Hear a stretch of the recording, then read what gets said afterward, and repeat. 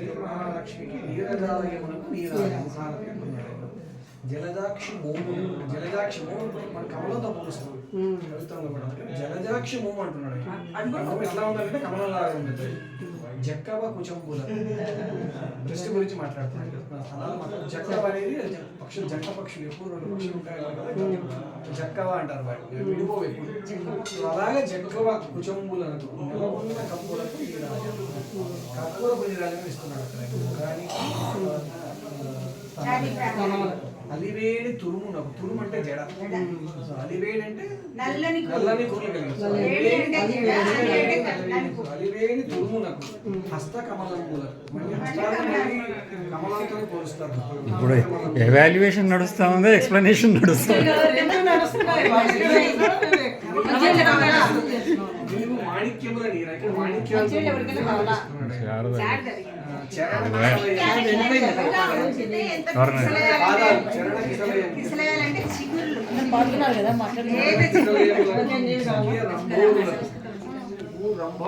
ఊరు అంటే తొడలు రంభూరు అంటే పెద్దగా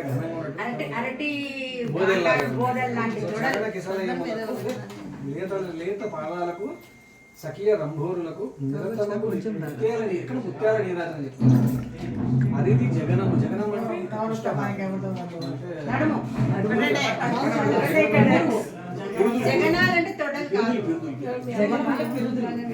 జగనంబునకు అఖిల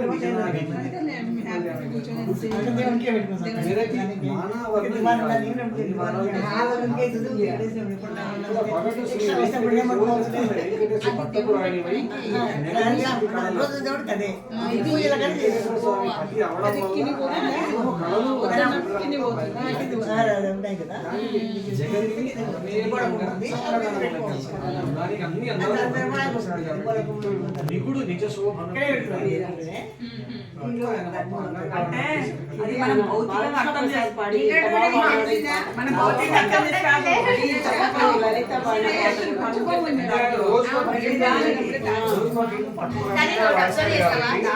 ఎన్ని టాపిక్లు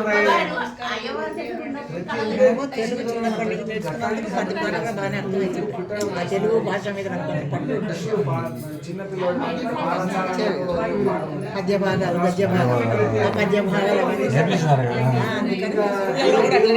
అమ్మవారి అయిపోయిన తర్వాత